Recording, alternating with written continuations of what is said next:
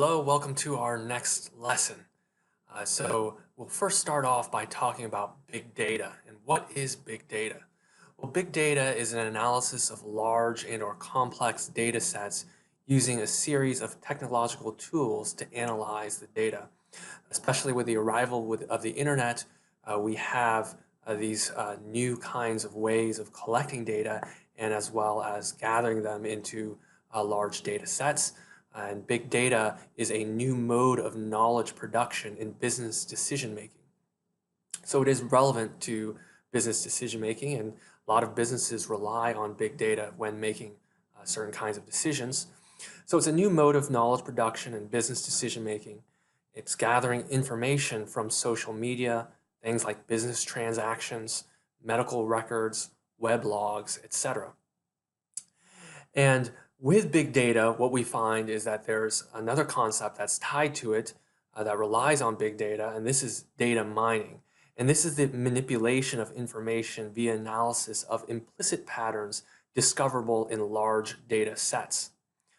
So data mining is trying to find kind of new patterns given big data and in a way kind of creating new categories for people to belong in. For example, we can belong in various categories such as based on gender or race or religion, things like that. But with data mining, it's trying to kind of discover implicit new patterns and new categories of in regards to people, and in order to kind of assess their behavior and who they are and what their preferences might be. So for data mining, agents whose data is mined can be linked to a new category that one might have never imagined existed. Okay, so let's continue talking about data mining. So there are privacy laws that protect personal data that is explicit.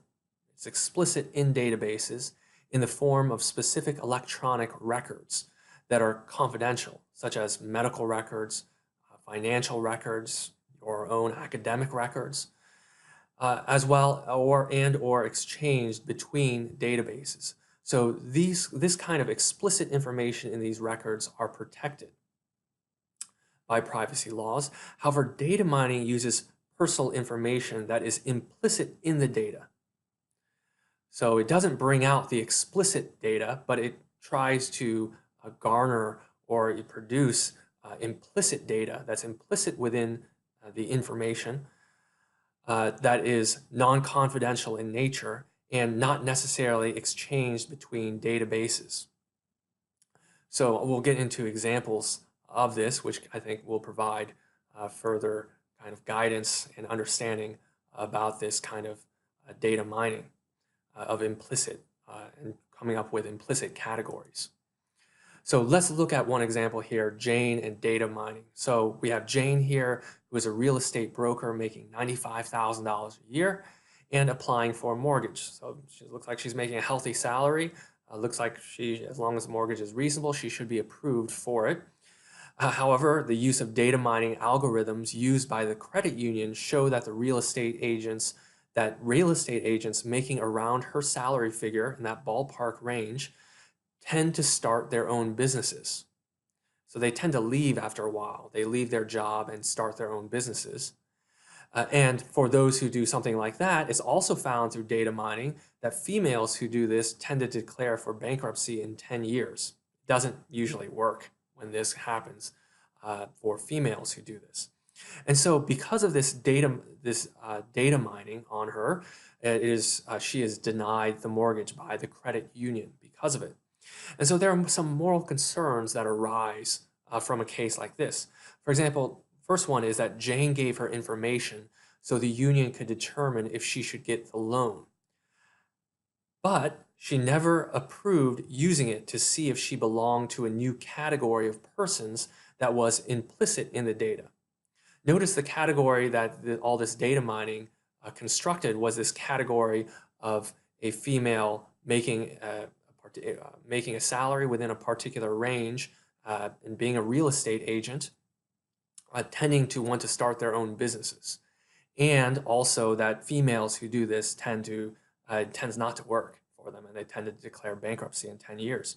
So this is a kind of new category that was implicit in the data, and it is now being extrapolated and extracted from the data, this new category. And it's a category of which she nor the credit union perhaps never knew even existed before they actually did the data mining.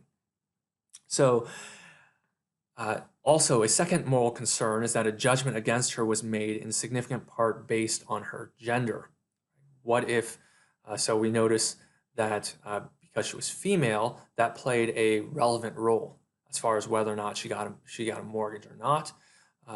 And you can think of switching out other categories. What if it's maybe people of this particular race or this particular religion tend to have this kind of tendency, and that kind of information is used to make decisions as far as, let's say, whether they get extended a line of credit or not.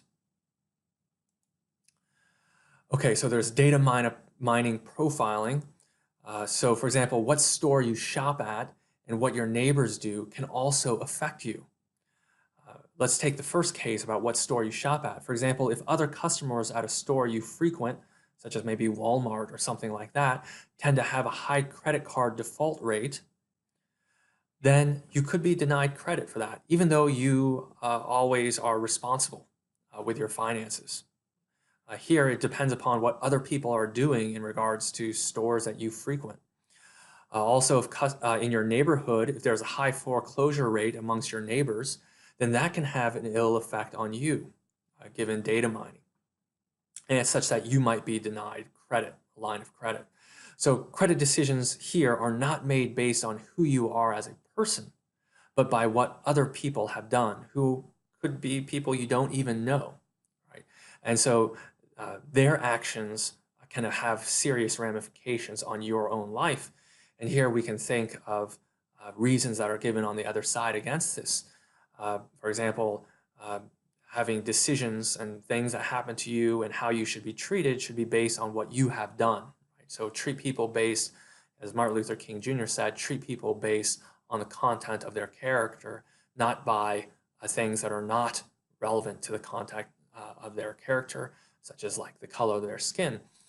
We should make decisions based on what they have done in life, and not necessarily here based on what other people have done, people that are completely, might be complete strangers to the person who is being assessed.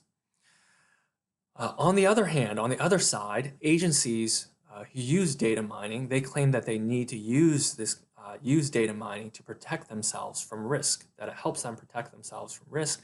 Let's say extending a line of credit to someone who maybe they may not pay back that money or that loan. All right, so I'll leave these issues and other issues we've discussed for you to hopefully bring out in your forum posts so we can discuss these further. But let's look now at Google and ethics, and just generally search engines and ethical issues that can arise in regards to search engines. So Google and other search engines record and archive each search request made by users. If you may not be familiar with this already, you might find this to be scary. And this can be used to create online behavior profiles of individuals such as yourself, where these profiles then might be used against you in a variety of different ways. One of them might be that they could be subpoenaed in a particular court case, right? That might be relevant to you. And other possible instances, the government can ask for these records and have done so in the past from search engines, and see, for example, citizens' activities. And these can be just innocent citizens who have done nothing wrong and have no criminal history. The government can just gather these records, and for example, they might be able to see a citizen who visited a legal pornographic site, but that citizen wants that to be private information. All right, they don't want anyone, not even the government, to know their activities on the internet, where they're going to legal pornographic websites. But this kind of privacy can be eroded in these particular cases, given the activities of search engines. And you might think that there could be self-regulation. Maybe these search engine companies might be able to regulate themselves in denying this kind of information from escaping. However, there is some past events that occurred in history that might give us pause for concern that they will be able to adequately self-regulate themselves. For example, the web browser Safari, they have it set up such that it stops Google from tracking users. So if you're on Safari, it's set up such that um, Google cannot track you and your activities. However, Google found a way to kind of secretly, slyly override this. And they did so without anyone knowing until it was finally found out and reported, and then Google stopped doing it. So this gives pause for concern to think that these kinds of search engine companies can adequately self-regulate themselves. Another issue that comes up with these search engines is that they can be used for internet stalking.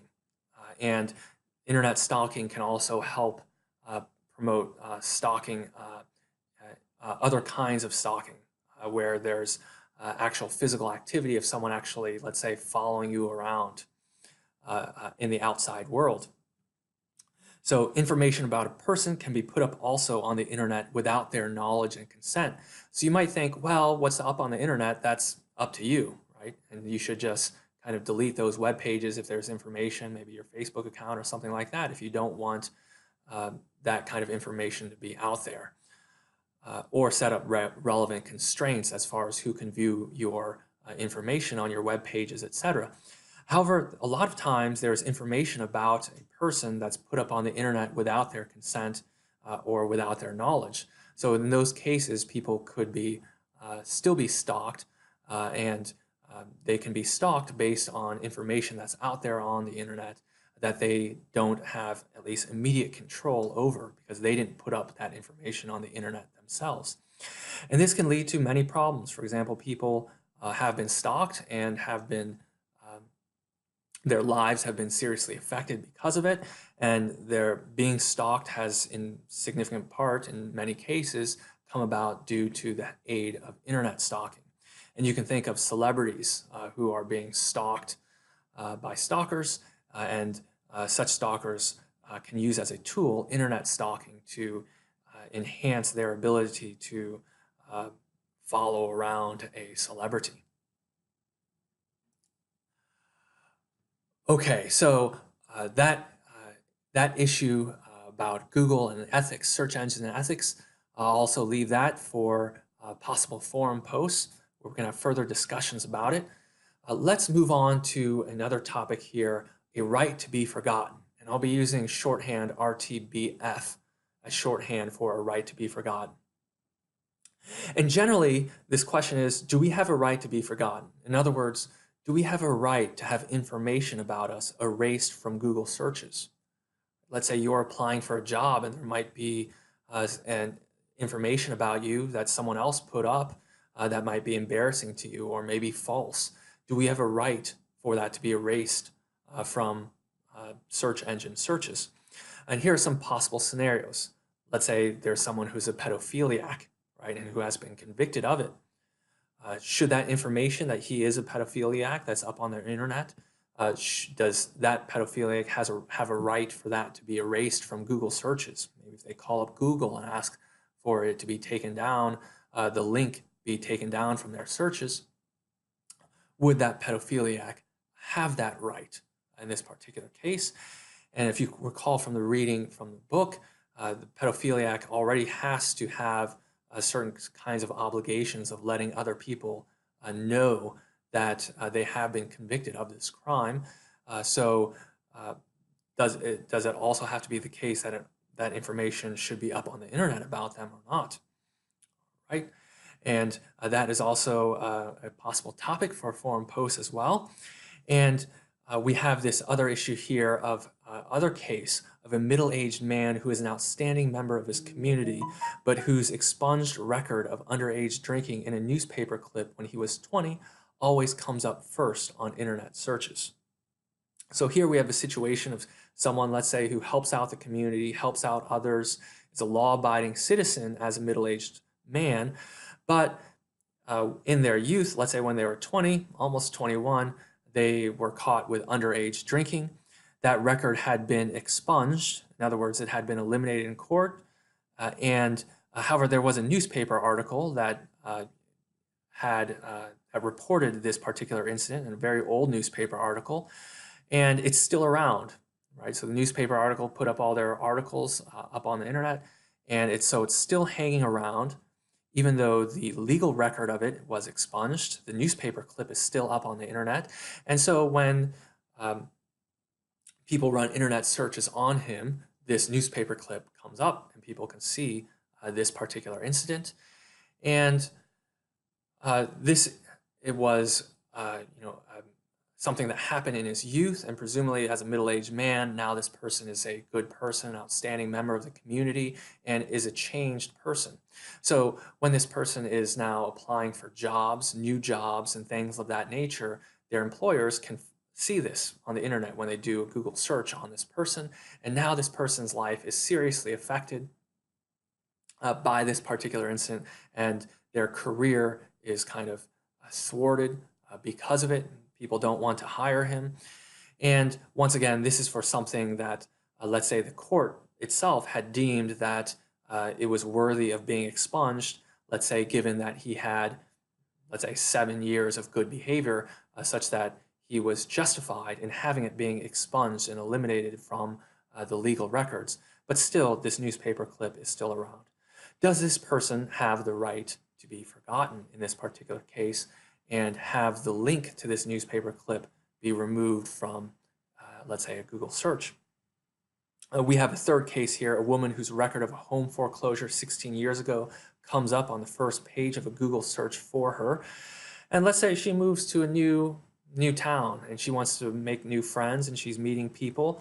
But these people that she meets, who could be her potential new friends, they do an internet search on her, and these links come up showing that she wasn't able to pay on time and be able to keep up with her mortgage payments at one point, and she had to have a foreclosure.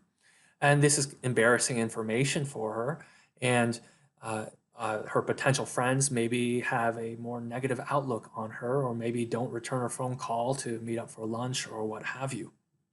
Right? So in this case, does she have a right to be forgotten and have the link to this site be removed from internet searches or not? Okay, and these are all possible topics I'll leave for forum posts, in which we can have a further discussion about it. So in regards to this right, there are some objections. So one objection is that search engine companies reply that they do not control the content on the internet and so aren't responsible. Right? They're not responsible for the content of what's up on web pages.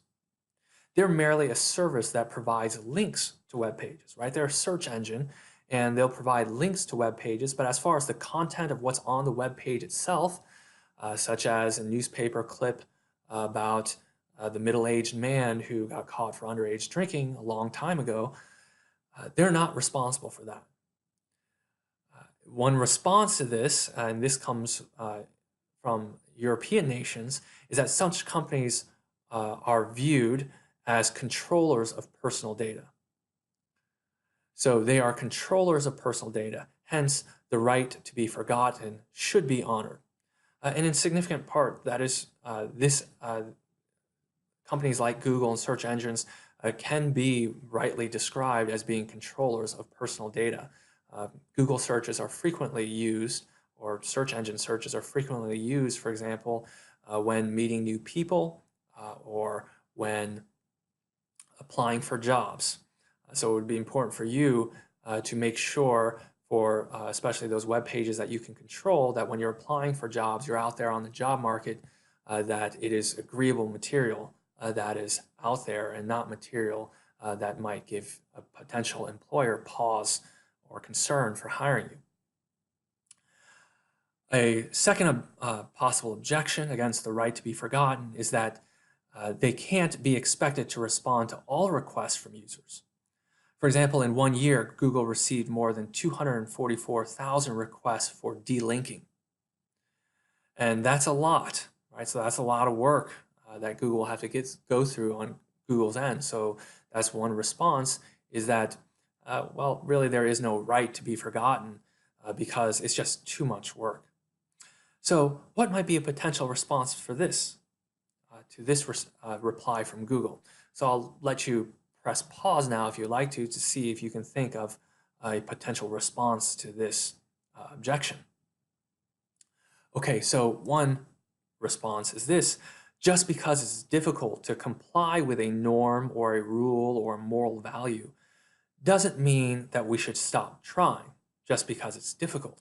For example, we can't stop all illicit opioid dealings for these kinds of drugs, which can kill people. But this doesn't necessarily mean that we should stop trying to limit opioid dealings and abuse. Even though we can't stop all of it, that doesn't mean that we should try to stop trying to hinder these kinds of dealings and trying to save lives. Okay, so let's continue. The debate continues on the right to be forgotten. Journalists object to the right to be forgotten. Right? Journalists, especially, you can think that they have a kind of interest in having lots of information being out there on the internet for them to search through. Journalists object to the right to be forgotten because they view it as being internet censorship and denying freedom of expression for people to express themselves on the internet. And it harms the public, who has a right to know. For example, a right to know about, let's say, someone who is a pedophiliac. Right? Don't they have the right to know as far as internet searches are concerned? Okay, so I'll let you give pause to think what might be possible responses to this. And some possible responses is that the right to be forgotten can focus on delinking inaccurate or no longer relevant information. Right? So if it's no longer relevant information, or it's inaccurate or false information, then this right can come into play as far as eliminating that kind of information. Also, this right empowers people to manage their personal data. So there can be, and this is especially for people who are innocent people, right? Or perhaps people who have significantly changed over time. Once again, it might be different for someone who has committed a serious crime previously in their past, even though they might be a changed person later, as far as whether or not they have this right to be forgotten in that respect to that particular issue. But there can be more benign cases where people have changed over time, as we're going to get to examples of, in which they should have a right to manage their personal data. Okay, and so continuing, some other responses in defending the right to be forgotten is that personal privacy is a human right. So there's this idea that we have the freedom, right? We have the freedom to have some kind of privacy for certain kinds of things that if we don't want other people to know about, then that's within our right to have. Also, this right to be forgotten prevents innocent people from being harmed. For example, there's revenge porn that some people put out there on the internet, where they provide pornographic pictures or videos of someone who is an innocent person in order to sometimes in order to blackmail them into not breaking up with them, or in order to try to hurt them because that person did break up with them, or things like that. So it prevents these kinds of innocent people from being harmed, and also can protect, for example, rape victims whose name has been exposed, let's say in a newspaper clip, and that's out there on the internet, and this person, this victim, may not want other people to know that they were raped, and it could be the case that they're further threatened because they were raped and they're bringing it to trial. For example, there are cases where women who are rape victims and their name happens to be exposed, that they are then threatened with phone calls, etc., of being raped again. And having the right to be forgotten also protects people whose identity evolves over time. And one example is, let's say, someone who had a sex change. right? And so they have their identity and who they are has changed after the sex change, and they may not want other people to know that they've undergone this sex change. They want to keep that private, and also they want the information that's out there on search engines, that, when their name gets typed in, to be information that's of them now, after their sex change, with their particular gender identification as it is now.